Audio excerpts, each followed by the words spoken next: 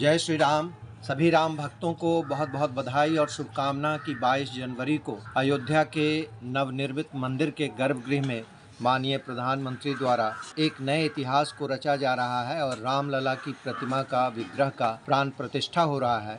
मगर इस अवसर को पाने के लिए इस देश के लोगों को और राम भक्तों को 500 वर्षों की प्रतीक्षा करनी पड़ी है और इस बीच लंबा संघर्ष भी करना पड़ा है। तब से जब बाबर के सेनापति ने आकर इस मंदिर को तोड़ा था और वो आज़ादी के बाद भी वो संघर्ष जारी रहा। सन 1990 में 23 सितंबर को अयोध्या यात्रा के लिए राम रथ बनाया गया और उस पर लाल कृष्ण आडवाणी सवार हुए और वे सोमनाथ से अयोध्या की यात्रा पर निकले। इसका मुख्य जो मांग था वह यह था कि राम मंदिर वहां बनाया जाए और इस रथ यात्रा की लोकप्रियता को देखते हुए तत्कालीन प्रधानमंत्री विश्वनाथ प्रताप सिंह काफी चिंतित हो गए। उन्होंने बिहार के मुख्यमंत्री लालू प्रसाद यादव को निर्देशित किया कि बिहार में जैसे ही ये रथ यात्रा पहुंचे तो उसे गिरफ्तार कर लिया जाए, उसे हिरासत में ले लिया जाए और रथ यात्रा को रोक दिया जाए। ऐसा ही हुआ। 23 अक्टूबर 1990 को रथ यात्रा समस्तीपुर आई। वहां लाल कृष्ण आडवाणी जी की जनसभा हुई और रात्रि विश्राम के लिए सरकारी अतिथिशाला में वो चले गए। मध्य रात्रि में उनके कमरे पर समस्तीपुर के तत्कालीन जिलाधिकारी और आरक्षी अधीक्षक पहुंचे पुलिस बल के साथ और उनको गिरफ्तार कर मसानजोर भेज दिया, जो दुमका जिला वर्तमान में झारखंड में है। 24 अक्टूबर 1990 को मुजफ्फरपुर में रथ यात्रा को आना था और लाल कृष्ण आडवाणी जी की जनसभा होनी थी, परंतु उनकी गिरफ्तारी के बाद यहाँ राम भक्तों में उबाल आ गया और ये निर्णय लिया गया कि हम उनकी अनुपस्थिति में ही जनसभा करेंगे। और शाम को मुजफ्फरपुर शहर के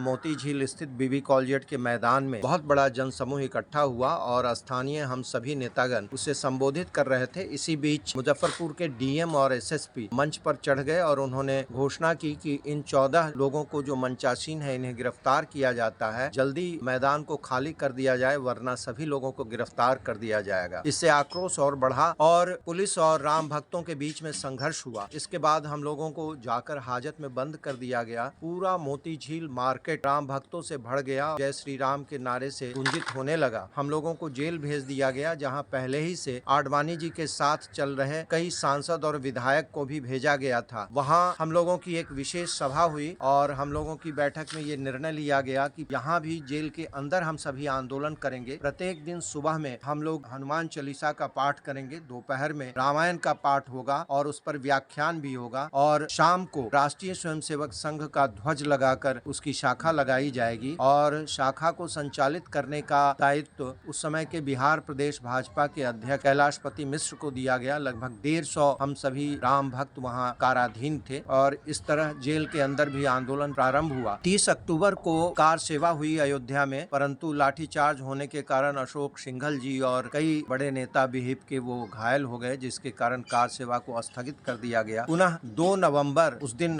कार्तिक पूर्णिमा था, उस दिन वहां पर कार सेवा शुरू हुई और कलकत्ता के कोठारी बंधु सहित मुजफ्फरपुर के निवासी संजय कुमार सिंह का भी वहां पुलिस की गोली मार दिए जाने से वो काल कबलित हो गए। इसका समाचार हम लोगों को अगले दिन समाचार पत्रों के माध्यम से मिला तो हम लोगों ने जेल के अंदर ही पूरे दिन का उपवास रखा और शाम में श्रद्धांजलि सभा का आयोजन कर अमर हुतात्माओं को श्रद्धांजलि दी गई। कुछ दिनों के बाद हम लोग जेल से बाहर निकले और नई ऊर्जा के साथ काम करने लगे। इस बीच ये तय हुआ कि देश के किसी भी कोने के जिस जिले से वहाँ के कार सेवक शहीद हुए हैं उनका अस्थि कलश भेजा जाएगा और संजय कुमार सिंह जी का अस्थि कलश अयोध्या से मुजफ्फरपुर लाया गया और सबसे पहले उनका जो गांव है कांटी प्रखंड का साइन गांव, वहां लाया गया। उसको लेकर हम लोग उनके दरवाजे पर जैसे ही पहुंचे कि संजय सिंह जी की माता जी, उनकी पत्नी रंभा सिंह चित्कार मारने लगी। सभी लोगों के आंखों से वह दृश्य देखकर आंसू टपकने लगा। कुछ समय के बाद विश्व हिंदू परिषद के केंद्रीय नेतृत्व ने यह संदेश भेजा कि जहाँ जहाँ भी कार सेवक शहीद हुए हैं वहाँ जनसभा की जाए और वहाँ